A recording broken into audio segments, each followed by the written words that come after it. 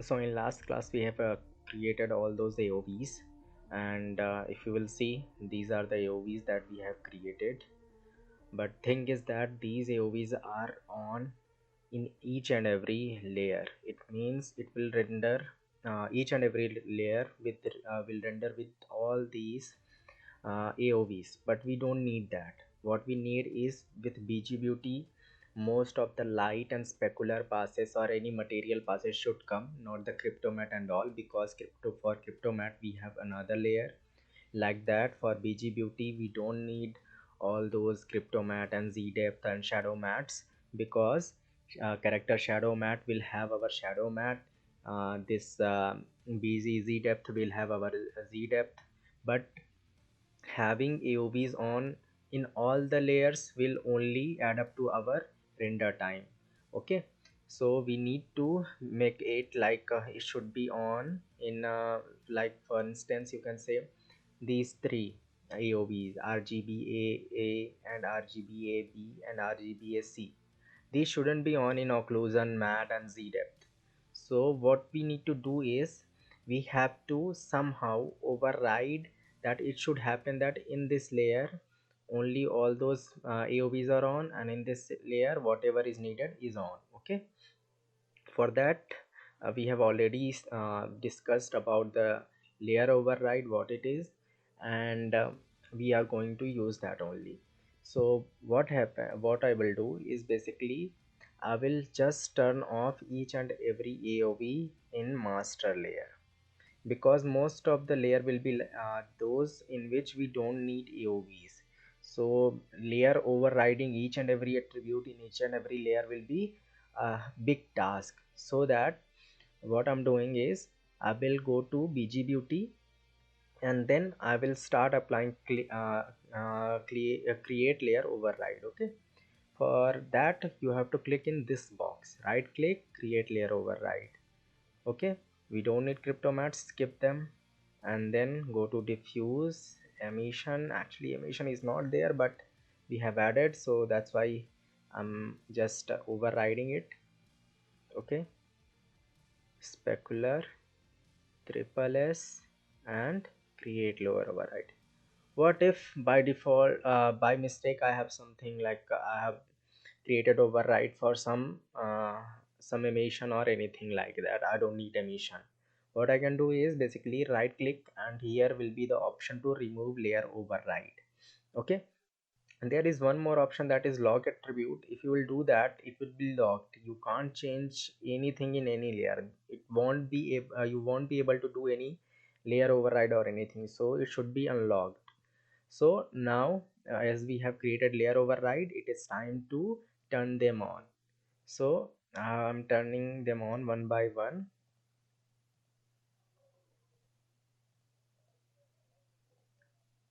Okay, to see if this has worked or not, I will go back to master layer. You will see none of the AOVs are on, but as soon as I come to this layer, these AOVs are on. Okay, so go to next BG occlusion. We don't need any AOVs for this, and for BG matte we need all these crypto mattes. Okay, so turn them on. Just make sure this merge AOV option is off in this layer. In all other layer it should be on, but in this particular layer it should be off, because Nuke is not able to recognize the crypto mats from in a single layer. If we are rendering a single EXR, Nuke won't be able to recognize somehow.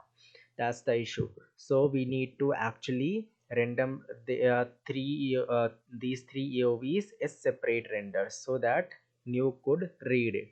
Okay, so select this one, right click and see. So now for character beauty, stuck, my mouse is stuck. Okay, so it's already created. Here create layer override,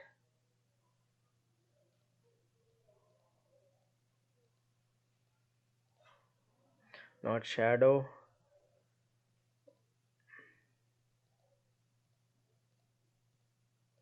Actually in final comp I won't be using this specular, separate specular. I will be only using this final specular, but as I kept it here I will turn it on. But always keep in mind, whatever AOVs don't you are not using, turn them off, otherwise they will only add up to your final render.